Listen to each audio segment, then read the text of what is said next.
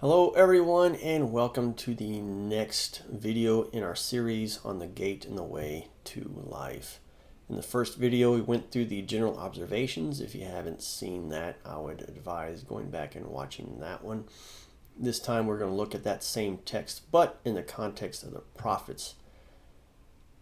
Before this verse and right after this verse, we have two sets of prophets, and they are discussed here.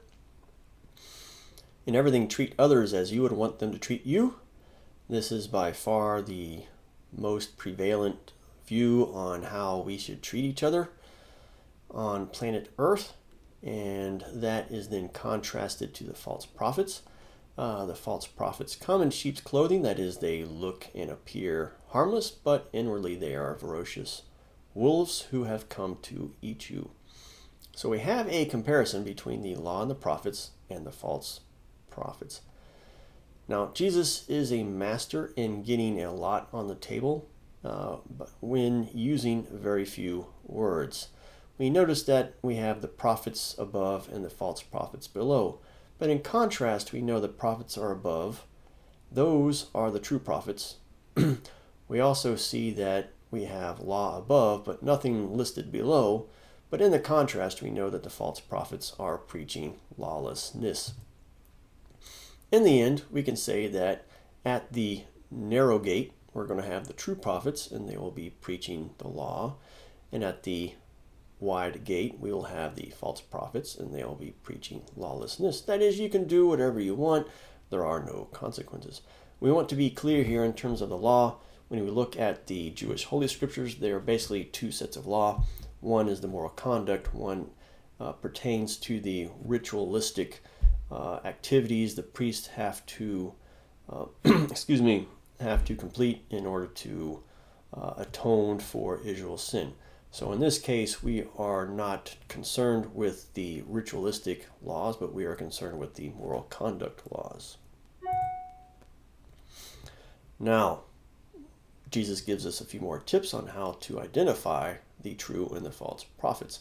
So we look at their lives, and we also look at the lives of their followers. And we ask ourselves, well, who is bearing good fruit and who is bearing poor fruit?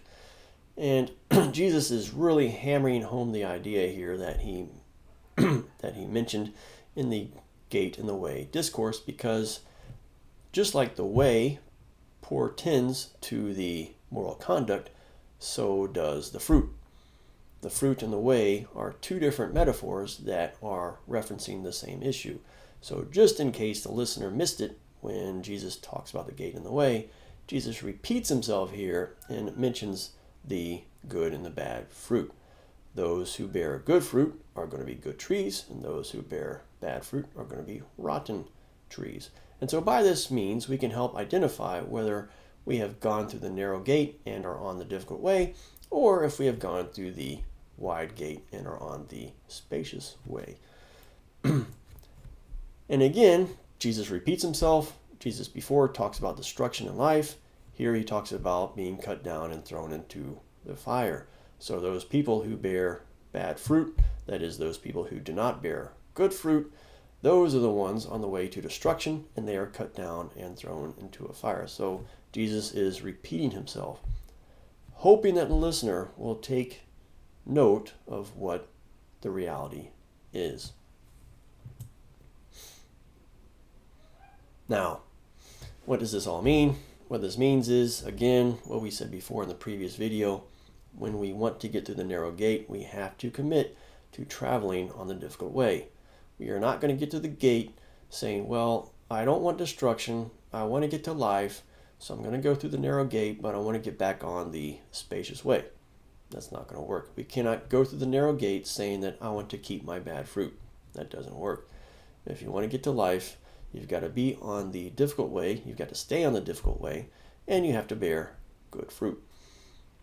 So once we get on the difficult way, then Jesus gives us some tips on what we need to be doing. One is we don't listen to those promoting lawlessness. Those are the sheep in wolf's clothing. This reminds me of an occurrence I had with my wife's parents. My wife is German, and her parents are also German. And one day when we were in Frankfurt, they were playing a CD that was a jazz music CD. And they asked me to translate it. They really liked the music. Their music was very nice. And they asked me to translate it. And I said, okay, I'll translate it. And when I translated it, they were shocked. Because when I translated, I said, well, this is a story of a woman who is trying to seduce a man. And at that shock, they decided to turn off the CD player.